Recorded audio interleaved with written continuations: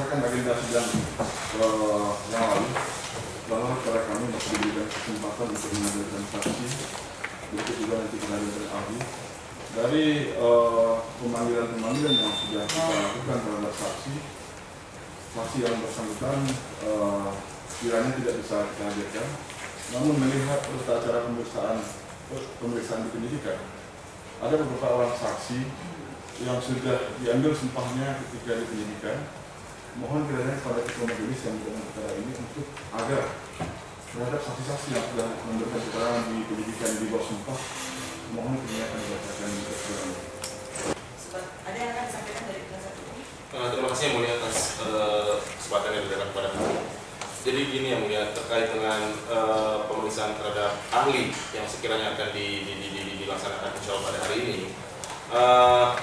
kami mohon izin yang mulia. Kami sekali lagi ini sifatnya permohonan.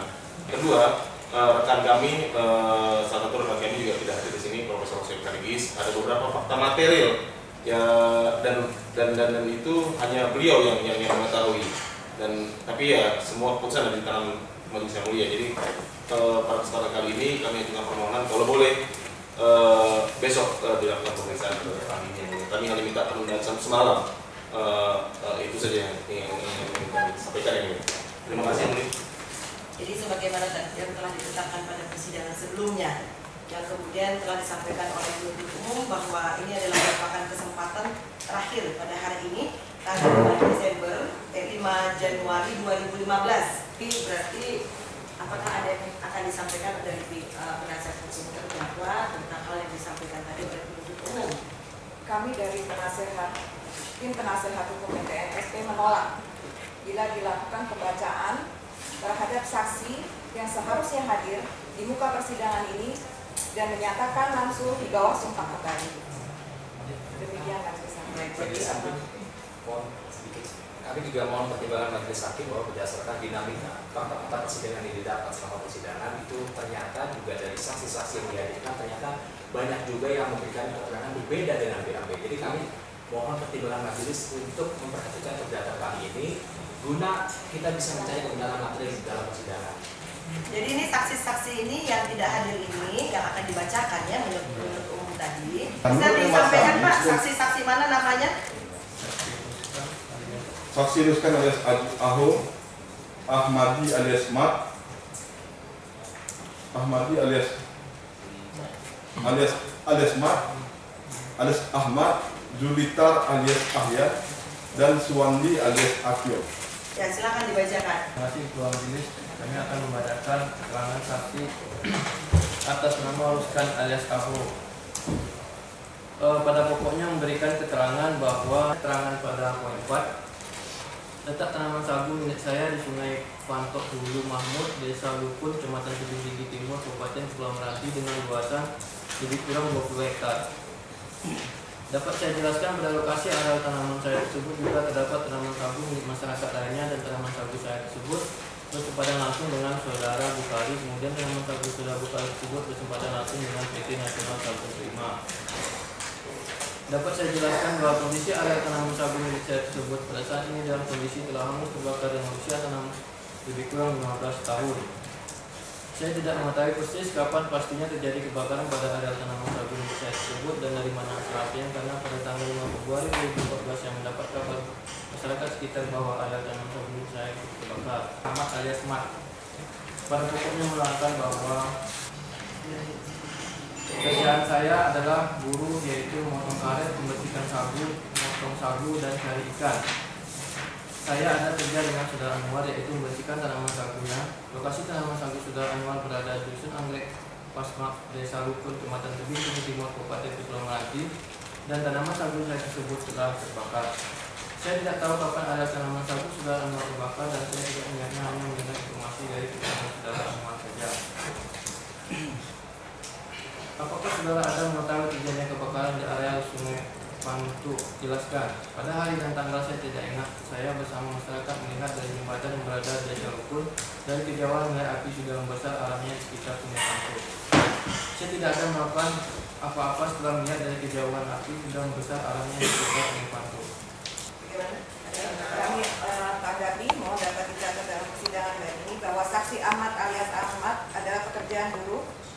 Saksi melihat dari jauh ada area PT NSP yang terbakar dengan asap sangat tebal dan hanya memperoleh keterangan dari Anwar saja. Kami lanjutkan dengan saksi ketiga yaitu atas nama Julitar alias Ahyan. Pada pokoknya menerangkan yaitu pekerjaan saya yaitu wira swasta mengikuti usaha bengkelas dan penanaman sagu. Lokasi penanaman sagu saya ada di balik satu di Sudut Buntal, Desa Kepo Baru dan luasannya lebih kurang 3 hektar atau sama dengan 10 jalur. Tanaman sagu saya tersebut terbakar semua. Area tanaman sagu saya terbakar sekitar hari Selasa tanggal 3 Februari 2014 sekira pukul 16.00 yang saya ketahui dari laporan kerja saya penjaga tanaman sagu saya atas nama Akui. Laporan atau informasi yang saya peroleh dari saudara Akui adalah tanaman sagu saya terbakar. Yang saya lakukan setelah mengetahui bahwa tanaman sagu saya terbakar adalah tidak ada karena tanaman sagu saya sudah habis terbakar dan saat itu masih atau sedang suasana Imlek dan sekitar tanggal 16 Februari 2014 saya datang melihat area tanaman sagu saya tersebut dan saya melihat area tanaman sagu saya telah terbakar dan api di area tanaman sagu tersebut telah padam. Saksi Suwandi alias Akyong pada pokoknya menerangkan bahwa saya bekerja sebagai wira swasta dengan usaha bergerak di bidang kilang pengolahan sagu serta saya ada memiliki tanaman sagu. Letak tanaman sagu milik saya terletak di 2 tempat yaitu Desa Kepo Baru dengan Desa Kampung Baru. Untuk luasan area tanaman sagu milik saya yang terletak di Desa Kepo Baru dengan luasan area lebih kurang 50 jalur atau 15 hektar dan di Desa Kampung Baru seluas lebih kurang 300 jalur atau 100 hektar. Area tanaman sagu milik saya mulai terbakar sejak hari Kamis tanggal 6 Maret 2014 sekira pukul 01.00 WIB dan asal api tersebut dari lahan tanaman sagu milik PT Nasional Sagu Prima. Api tersebut masuk ke dalam area tanaman saya setelah melewati kanal milik PT Nasional Sagu Prima dengan lebar lebih kurang 10 meter. Saya mengetahui bahwa asal api tersebut dari PT Nasional Sagu Prima karena diberitahu oleh masyarakat dan karyawan kilang sagu saya yang sedang bekerja. Baik, kepada penuntut umum, silakan untuk memajukan ahli-ahli untuk persidangan. Izin majelis, kami mohon waktu sebentar untuk masuk kepada saksi. Ya, silakan kepada penasihat hukum. Ya, majelis hakim yang kami muliakan, jaksa penuntut umum yang kami hormati, dan persidangan yang kami banggakan.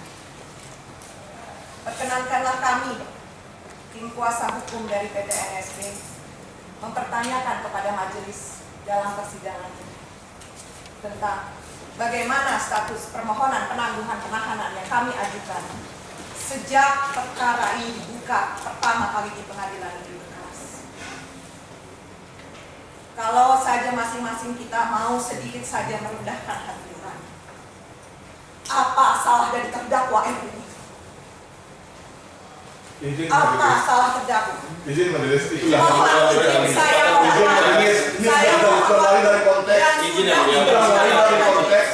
Saya sudah mengirim opini, saya tidak mau majelis.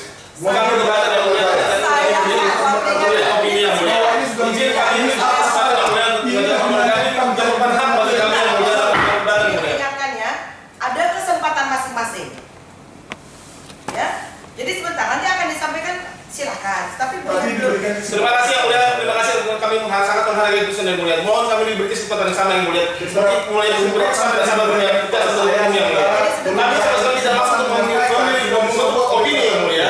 Tolong kami kasih kesempatan yang mulia. Sebentar ya. Ada kesempatan masing-masing. Nanti kesempatan diberikan kepada kami. Belum Sekarang kesempatan masih pada kami yang mulia.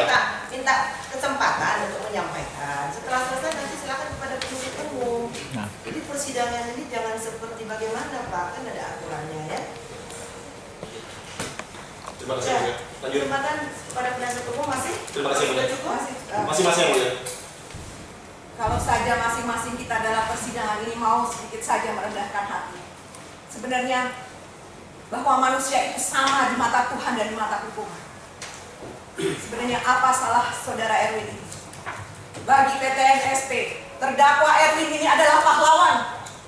Dialah yang memadamkan api siang dan malam tanpa memperdulikan nyawanya. Bapak boleh tersenyum dan tertawa karena Bapak bukan berada di area bencana terbakar. Masih ada lagi yang akan disampaikan dari penasihat hukum? Cukup majelis. Sudah cukup? Terima kasih. Ya. Terima kasih. Silakan. Jadi penuntut umum ada yang akan disampaikan? Ada yang akan disampaikan. mungkin itu adalah kewenangan dan hak majelis dalam hal mempertimbangkan permohonan dari penasihat hukum. Kami juga keberatan atas pendapat penasihat hukum yang kami nilai sudah mengambil alih kewenangan hakim dalam hal ini, Itu fakta. menyatakan bahwa yang bersangkutan tidak bersalah. Silakan kepada para terdakwa untuk mengambil tempat, dan kemudian kepada penuntut umum agar dihadirkan ahli. Ambil tempatnya langsung.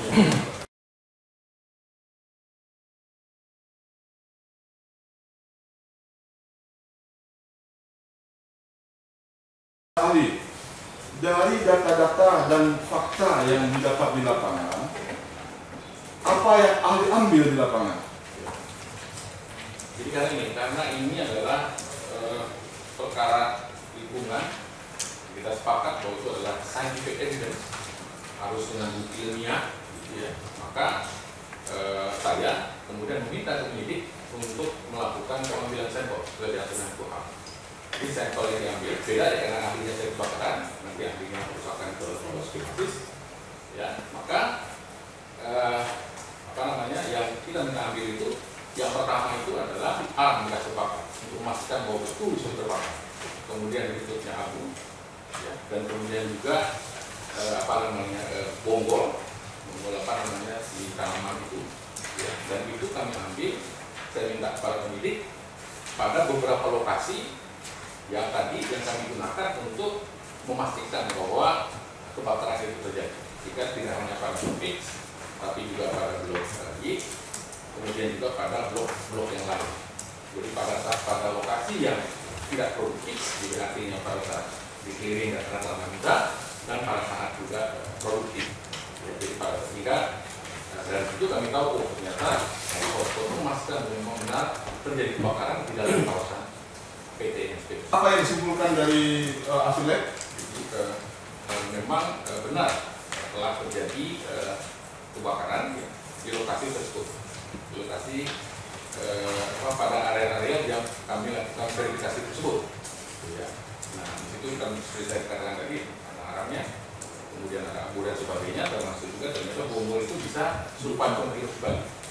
Dan kami temukan juga pada beberapa titik itu api itu justru terhalang oleh kanan karena sebelumnya dibendung. Nah, ini luar biasa, api saja itu punya mata sehingga dia tahu di mana harus berhenti. Nah, kemudian apa yang kami lakukan lagi adalah melihat, karena menurut peraturan pemerintah nomor 4 tahun 2001 ya, bahwa perusahaan korporasi itu wajib melindungi ancaman areanya dari ancaman bakar. Untuk itu maka seluruh areanya itu harus dilindungi dari ancaman kebakaran. Yaitu pertama harus ada sistem deteksi dini atau early warning system. Kemudian harus ada alat pencegahan, harus ada prosedur operasi standar, dan kemudian juga harus ada perangkat organisasi dan pelatihan. Tapi apa yang terjadi? Ya, sarana prasarana tidak cukup, monitoring juga hampir dikatakan tidak lakukan, dan tidak ada menara. Nah, akhirnya bisa dipahami kemudian api itu melebar kemana-mana. Itu diperkuat lagi dengan peraturan menteri kehutanan nomor 12 tahun 2009 misalnya. Di area itu harus ada si pasukan pemadam, harus surat tangan, harus ada perlengkapan perorangan, harus ada pompa, pompa tangki dan sebagainya. Ahli relokasi tanggal 9 Maret 2014, apakah ketiga ketentuan yang ada dalam peraturan yang saya sebutkan dan ahli sampaikan di penyidikan ini itu sudah terpenuhi di lapangan? Hampir sebagian besar tidak terpenuhi. Kalau saja misalnya early warning system bekerja, itu salah satunya itu adalah amat menahan. Itu maka pada area-area yang sudah diduga atau yang sudah ketahuan terjadi proses pengendalian pemadaman silakan. Harus itu. Oh, deteksi kita dengan data-data informasi kelompok. Nah, ditambah lagi dengan harus dilakukan patroli. Sehingga artinya apa? Segera saat itu juga api itu dipadamkan tidak melebar. Kami menghitung berdasarkan hasil verifikasi dan level tadi kebakarannya yang tidak produktif sekitar 2.000 hektar, yang produktif 3.000 hektar, itu kami bilang, dan kerugiannya itu adalah 1.046.018.923.000. Itu Pak. Ini yang menghitung berapa kerugian ini dari mana Pak? Ini kami Siapa yang menghitungnya Pak? Kami berdasarkan Permen LH nomor 13 tahun 2011. Bahwa saudara mempunyai keahlian tidak dalam hal mengukur mengenai timbulnya pencemaran udara akibat kabut asap. Nah, itu yang saya tanyakan, bahwa di dalam keterangan saudara selaku ahli itu sebenarnya ada mempergunakan teori Seller and Crutzen tahun 1980. Teori ini sudah pakai di PP Kalista Alam dan PPAD yang sudah mendapatkan keputusan hakim. Nah, coba terangkan mengenai teori persamaan Seller and Crutzen ini. Jadi ini, jika terjadi kebakaran, menjadi pertanyaan adalah berapa emisi yang dihasilkan dari kebakaran. Kita bicara emisi, tidak sebenarnya. Nah, kemudian dengan pendekatan Seller and Crutzen kita bisa menghitung emisi itu. Kenapa saya gunakan ini? Ini adalah jurisprudensi yang sudah yang sejak kali itu kita mengukur berapa luas yang terbakar, kemudian menghitung berapa potensi bahan bakarnya, kemudian kita tahu itu dong. Kemudian data itu kita muat di dalam persamaan Seller and Crutzen. Nah, yang menarik dari Seller and Crutzen ini adalah dia semata-mata itu menghitung emisi yang keluar itu adalah pada di lokasi. Sehingga berdasarkan itu, seperti juga saya sampaikan di dalam surat keterangan menteri, maka dihasilkanlah emisi yang dilepaskan selama kebakaran yang terjadi. Misalnya adalah massa karbon itu sampai 37.000 ton, kemudian massa CO2 9.450 ton, kemudian metan, NOx, NH3, O3, CO dan sebagainya. Baik, sebelum saya bertanya, terus terang saya kecewa dengan persidangan hari ini. Baik penasihat hukum dan maupun penuntut umum, saya minta menggunakanlah kata-kata yang seharusnya yang harus diucapkan di persidangan, harus belajar PIH, serampangan. Yang kita dengar ini ahli, bukan pemeriksaan fakta. Kita serang keahliannya, kita serang, tapi jangan serang orangnya. Jadi saya mungkin yang saya harapkan nanti pada berikutnya dalam pemeriksaan, ya marilah sama-sama kita menahan diri. Silahkan disampaikan, penuntut umum membuktikan dakwaannya, dan penasihat hukum dan terdakwa diberikan kesempatan seluas-luasnya untuk membantahnya, namun dengan cara-cara juga dengan ahli juga. Silahkan sampaikan keberatan juga, yang keberatan tidak perlu dengan satu lagi juga, jangan juga dengan saya dengan keterangan-keterangan sudah disampaikan di ahli kita dengan cara mengelus, dengan tertawa, hanya pendapat loh. Saya minta seperti itu selanjutnya. Ya, saya akan menentukan. Tadi ahli menyatakan bahwa penyebab itu kebakaran adalah alam, alam dan manusia. Apakah dimungkinkan? Saya tidak bicara PT NSP. Apakah saya bicara kebakaran secara universal? Apakah dimungkinkan kebakaran atau api itu timbul tanpa campur tangan manusia? Tidak bisa. Khusus untuk lahan gambut bisa? Tidak bisa. Tidak bisa. Kalau misalnya ada bencana alam gunung Merapi gitu, ya, itu dapat. Itu dapat. Namun mengeluarkan lava. Ada api. Tapi khusus terhadap lahan hutan atau lahan apakah dapat api timbul akibat tanpa campur tangan manusia? Tidak dapat. Apabila suatu kejadian kebakaran ini meluas, kemudian tidak dapat ditanggulangi, apakah dapat kejadian ini dideklar sebagai atau dinyatakan sebagai bencana? Baik, Pak. Jadi perlu Bapak ketahui, kebakaran itu adalah perbuatan manusia. Sehingga Pak, menurut PP 45 tahun 2004, dia bisa dikendalikan. Sehingga ada kegiatan pencegahan, ada kegiatan pemadaman, dan ada kegiatan penanganan pasca. Apa itu? Maka tadi saya katakan, untuk pencegahannya ada yang disebut early warning system. Ketika tidak sudah mulai terjadi kebakaran, ada early detection system. Nah, kemudian ditambah lagi dengan penanganan pasca, memverifikasi, dan kembali lagi Pak, itu diaturan itu ada. Telah ada early warning berjalan. Oke, telah ada usaha pencegahan yang berjalan. Kemudian tetap juga terjadi kebakaran. Ada terjadi kebakaran. Betul. Kemudian meluas. apakah dapat dinyatakan sebagai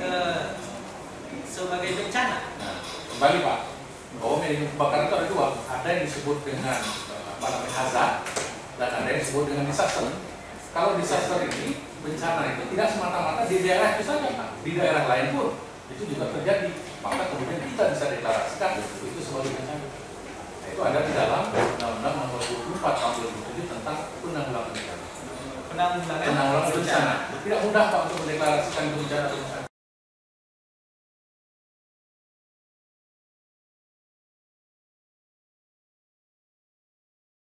Apa saja kegiatan yang saudara Ahli lakukan ketika turun tanggal 9 dan 10 Maret 2014 itu di lokasi bersama dengan tim tadi? Ya, kami tentunya yang pertama olah data dengan hotspot ya, karena memang panduan kasus kebakaran ini bermula dari hotspot api itu di samping sudah dijelaskan oleh Pak Kapolres. Kemudian dari hotspot itu kemudian kita lakukan cek memastikan api dari mana. Ternyata api itu berdasarkan panduan memang ada di wilayah perusahaan NSP. Apakah saya bacakan hasil surat keterangan ahli bahwa ahli pada kesimpulannya adalah membuat 6 item. Nah, 6 item itu pada intinya adalah telah terjadi kerusakan fungsi lingkungan hidup atau telah memenuhi baku kriteria fungsi lingkungan hidup, yaitu menyangkut mengenai subsidien pH tanah, sifat biologi tanah, sifat fisik tanah, flora dan fauna. Hasil analisa telah menunjukkan bahwa memang tanah tersebut dibakar. Hal tersebut menunjukkan terjadinya peningkatan LHCA dan MG tanah.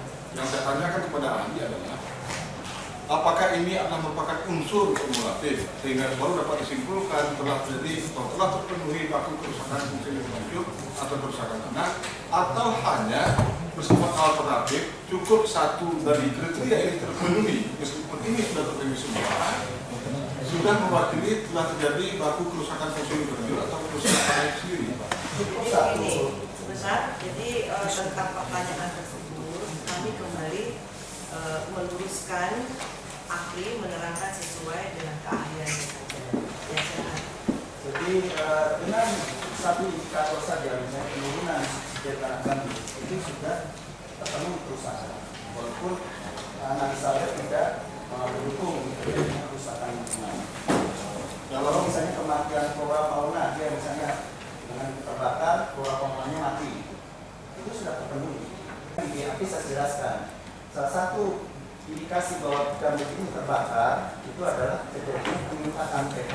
Kalau analisa kimia gitu ya, ini data analisa kimia, karena di PP itu disebutkan kerusakan kimia salah satunya terjadi peningkatan pH tanah pada tanah yang terbakar. Nah itu kita hitung, ternyata kontrolnya 4,7 dan analisa di lab itu beberapa semua dari hampir 12-14 itu kita analisa terjadi peningkatan itu sehingga itu bisa meningkatkan kerusakan. Baik, selain kebakaran, apakah ada penyebab lain yang menyebabkan kerusakan tanah? Di mana? Gambut.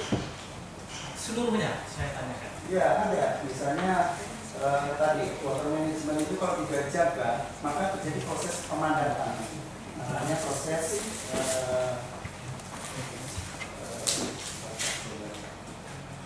konsolidasi pemadatan. Jadi pakai padat dia menurun dan kemudian pengurutan ya, misalnya tanah gambut itu karena dikeringkan dia menurun dispon kan ke atas.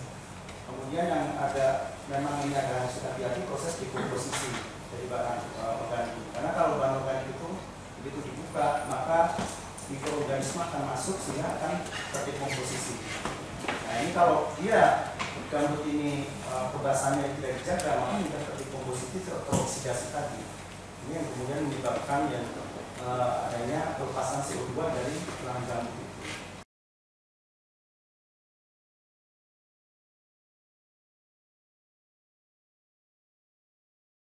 PTX yang sudah diberikan hak konsesi oleh Kementerian Kehutanan karena melebihi 2.000 hektar tentu dia wajib amdal. Sudah disusun amdal.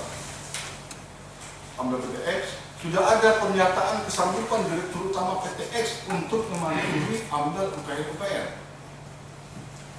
Nah, di tengah jalan terjadi peralihan kepemilikan usaha PTX beralih kepada PTY.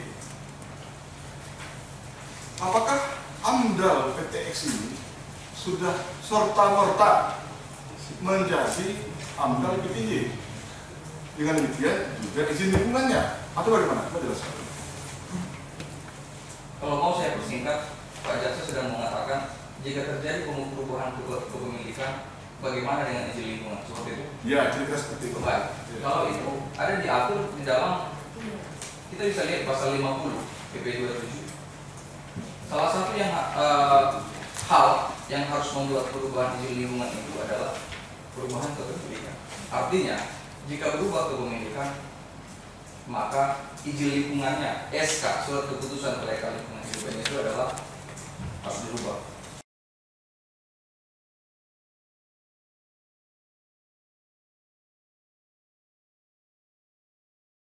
Apakah suatu kawasan kehutanan bisa diberikan kepada suatu badan usaha asal terlebih dahulu badan usaha tersebut dapat mengelola ini setelah mengantongi izin posesi atau izin usaha perkebunan, izin usaha perkebunan untuk usaha budidaya perkebunan yang bukan kayu pada PTNSP. Benar, garis besarnya setiap badan usaha atau mungkin koperasi BUMN sampai badan usaha milik swasta boleh melakukan kegiatan apabila setelah mendapat izin dari pejabat yang berwenang. Artinya menurut izin diberikan bahwa kawasan ini adalah kawasan hutan. Betul. Itu dulu ya. Ya. Kawasan hutan ini apa namanya? PJHK menyebutkan sekarang milik NSP merupakan hutan produksi terbatas. Apakah areal kawasan hutan yang sudah diberikan izin posesi kepada PT NSP terletak satu hamparan dengan pabrik PT NSP? Satu hamparan betul, namun pabriknya berada di area konsesi. Pabrik berada juga di area konsesi. Di luar area konsesi. Di luar area konsesi. Betul. Berarti statusnya apa ya? Begini Pak, jadi ada jenis perizinan itu aturan perundangan. Kan dalam mengenai lahan tempat berdirinya pabrik, apa status lahannya? Status lahan pabrik, kawasan hutan yang dapat dikonversi atau HPK. Berarti kalau kebun intinya adalah HIP, betul. Kebun pabriknya olahannya HPK. Ahli tersebut ada Ya. yang akan disampaikan. Terima kasih Ketua Majelis atas keterangan tadi yang disampaikan ahli, khususnya yang menyangkut keterangan yang mengatakan bahwa pabrik berada di luar konsesi HTI. Jadi dalam kesempatan ini kami sebagai wakil terdakwa hendak meluruskan supaya tidak terjadi penyesatan informasi bahwa memang itu pabrik berada di luar areal konsesi HTI. Tapi dasar berdirinya pabrik adalah seperti yang tadi disampaikan oleh penasihat hukum, itu adanya sertifikat HGB. Jadi supaya menjadi terang di sini bahwa pabrik tersebut bukanlah pabrik ilegal yang didirikan di kawasan hutan, tapi pabrik yang didirikan di atas hak guna bangunan. Sertifikatnya diterbitkan oleh DPR. Perkenalkan kami untuk memperlihatkannya. Jadi sebenarnya malah hutan sendiri karena ini bagian daripada izin kegiatan di bidang hutan, pabriknya itu juga pengolahan hasil hutan dan hutanan. Sebenarnya sebelum kami sekarang ini walaupun di luar area konsesi, itu kan berada dalam kawasan. Itu kewenangan Kementerian BPN, Undang-Undang Agraria Pada Pasal 1. Itu perbedaannya, BPN berhak di luar kawasan, hutanan di dalam kawasan. Ini di luar konsesi, tapi dia berada dalam kawasan. Jadi kalau masyarakat ini hutanan masuk sah, betul. Jadi pabrik itu dianggap sah walaupun berada di luar area konsesi, tapi kan berada dalam kawasan hutan. Izinnya adalah izin Kementerian Kehutanan. Ya, kementerian tidak akan bukan BPN. Tidak, ini izin Kementerian Kehutanan. Betul, industri tetap itu dari Kementerian Kehutanan, bukan dari BPN. Jadi kita nggak akan memperutarakan masalah ini punya sertifikat BPN atau tidak. Kita tidak memperutarakan itu. Oke. Artinya tidak ada gunanya sebenarnya sertifikat itu dalam hutan, bukan hutan. Iya. Jadi ini tidak dipermasalahkan. Tidak ada. Tidak dipermasalahkan. Oke, udah ada permasalahan. Namanya sertifikat walaupun BPN kalau berada dalam kawasan hutan itu sebenarnya tidak sah. aturan dan kata satunya. Tetapi harus ada pelepasan kawasan hutan. Betul, terlebih dahulu pelepasan di beberapa fungsinya, baru BPN Ada nggak untuk pabrik ini ada pelepasan kawasan hutan ya? Tidak perlu Pak. Kenapa? Karena dia merupakan bagian daripada kegiatan di bidang kehutanan. Apakah, tunggu dulu, Ya. apakah pabrik ini masuk ke dalam yang luas yang diberikan konsesi oleh Menteri Kehutanan? Tidak berada di luar. Nah, tetapi itu masuk kawasan hutan. Iya betul. Nah, untuk menduduki pabrik ini apakah harus minta izin dulu kepada Menteri Kehutanan? Izin industrinya Pak. Nah, kalau industri itu namanya ada industri tetap dan tidak tetap, itu dikeluarkan oleh kementerian. Bahwa itu mau mengolah sagu, bukan dari mengolah kayu maupun bukan kayu contohnya sagu sekarang. Sagu kan masuk komoditi kehutanan, makanya izinnya dari Kementerian Kehutanan. Jadi pabriknya juga perlu cuma izin industri tetap dari Kementerian Kehutanan. Ada nggak ini izinnya dari Kementerian Kehutanan pabrik ini? Dalam hal itu saya belum sampai ke sana.